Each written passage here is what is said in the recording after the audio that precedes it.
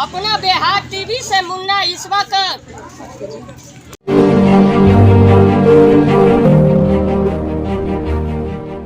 इस समय बीजेपी के कार्यालय पे हम हैं और जानते हैं क्यों हैं, क्योंकि अब ये किसी राजनीति पार्टी का कार्यालय नहीं रहा।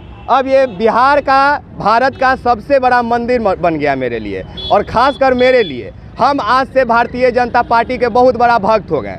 क्यों हो गए, सुनते जाइएगा बड़ी ध्यान से। हमको हमेशा विरोध करते हुए देखे होंगे भारतीय जनता पार्टी का, पर आज एकदम भगवान श्री राम का नाम लेके मन में एकदम हम उपासक हो गए भारतीय जनता पार्टी के। वजह क्या है, ध्यान से सुनते रहिएगा।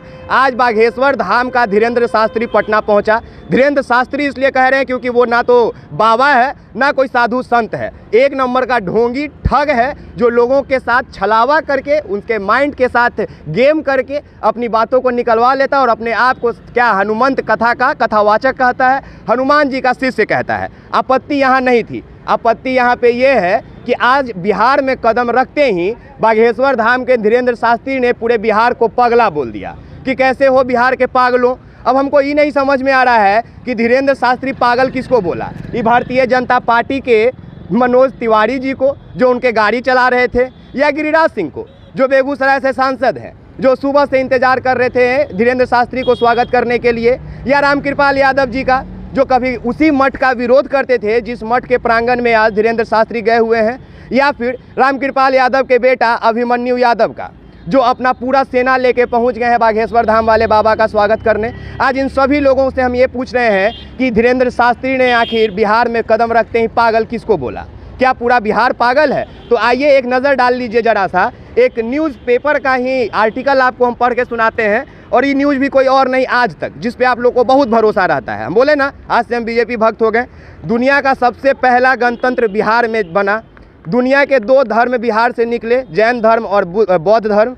दुनिया की सबसे पुरानी यूनिवर्सिटी नालंदा यूनिवर्सिटी बिहार में स्थापित है। दुनिया को राजनीति और कूटनीति का पाठ पढ़ाने वाले चाणक्य बिहार के रहने वाले थे। रामायण लिखने वाले वाल्मीकि भी बिहार के मिट्टी से उपजे। दुनिया को सर्जरी का ज्ञान भी बिहार के श्रुस्तु ने ही दिया था।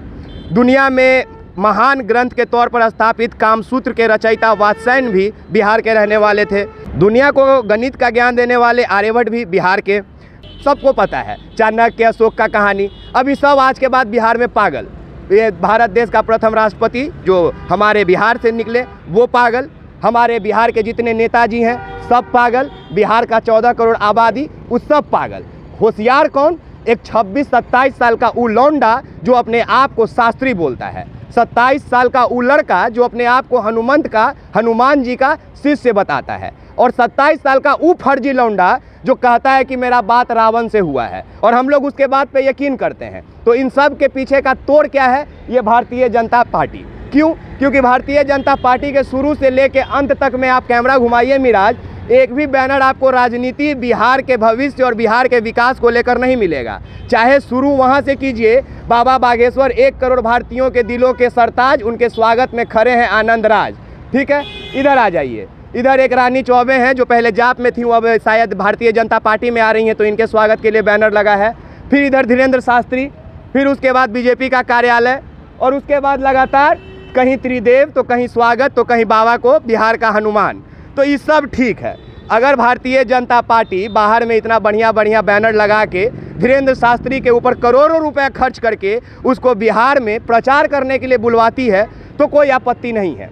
लेकिन अगर इस प्रचार प्रसार को हमारे धर्म के आस्था से, हमारे बिहार के लोगों के मन से जोड़ा जाए तो ये गलत होगा। क्यों गलत होगा? क्योंकि कल तक कहा जा रहा था कि धीरेन्द्र शास्त्री हनुमान जी का कथा सुनाने आ रहे हैं। तो ठीक है, अगर धीरेन्द्र शास्त्री हनुमान जी का कथा सुनाने आ रहे थे तो क्या बिहार में बढ़िया बढ़िया मठ नहीं है?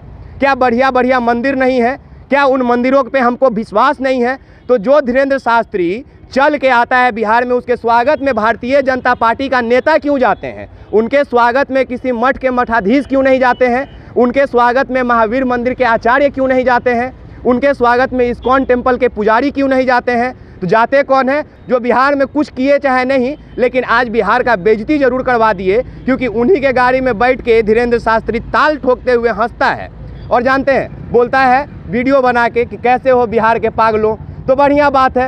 एक 27 साल का लड़का बिहार में आता है, पूरे बिहार को पागल बना देता है और हम लोग उसका जय जयकार करते हैं। क्यों? क्योंकि उसको जो सेवा कर रहे हैं, उसको जो बिहार बुलाए हैं, वो भारतीय जनता पार्टी के नेता लोग हैं, तो जय जयकार तो होना ही था। और सुनिए, 3,000 एकड़ से अधिक में 350 बीघा में बाबा जी का प्रांगण बनाया गया है, जहाँ पे वो कथा सुनाएंगे। करोड़ों रुपया खर्च हुआ होगा। एक बेटा का शादी में आप पंडाल लगवाते हैं तो कम से कम 2.5-3 लाख रुपया का खर्चा आता है।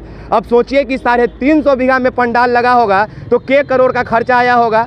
और उसके बाद कौन है वो नेता मंत्री जो इतना करोड़ों का फंडिंग दे दिए रातों रात? कौन वो संगठन है जो बाबा के ये प्रांगण के बाहर एम्बुलेंस खड़ा करवा दिया, अस्थायी रूप से हॉस्पिटल बनवा दिया? क्या ये करोड़ों खर्च करके बिहार में अस्थायी रूप से हॉस्पिटल नहीं बन सकता था? क्या बिहार में उस 300 करोड़ के जगह 3,000 करोड़ के जगह 3 एकड़ में 3 बीघा में बिहार के लिए हॉस्पिटल नहीं बन सकता था? बन सकता था, लेकिन तब बनता ना जब आप लोग अच्छे होते। पर अब तो आप लोग पागल हैं। अब पागलों का इलाज अस्पताल में नहीं, मानसिक विक्षिप्त अस्पताल में होता है, रांची जैसे शहरों में। तो हम पूरे बिहार से दरख्वास्त करेंगे कि जब बाबा को 17 तारीख को विदा कीजिएगा तो ये अपना काला मुंह लेके एयरपोर्ट या स्टेशन से घर मत आइएगा, सीधा ट्रेन पकड़िएगा और रांची चले जाइएगा, बड़ी गर्व से सीना चौड़ा करके कि 27 साल का लौंडा बिहार में आया और पूरे बिहार को पागल कर दिया। और हम लोग उसके पागल बोलने के बाद जय श्री राम और जय हनुमान का नारा लगा रहे थे। इसीलिए हम शुरू में बोले कि आज से सबसे बड़े भक्त हम भारतीय जनता पार्टी के, क्योंकि इसके पास वो ताकत है कि रातों रात किसी ढोंगी को, किसी ऐसे बेहुदा प्राणी को हनुमान जी का भक्त बनाकर बिहार ले आएगा प्रचार प्रसार करवाने के लिए। बाकी आप एक्सपोज मीडिया देख रहे हैं। मेरा नाम विकास राज है। आप सभी का बहुत बहुत शुक्रिया। जय हिंद, जय बिहार, धन्यवाद।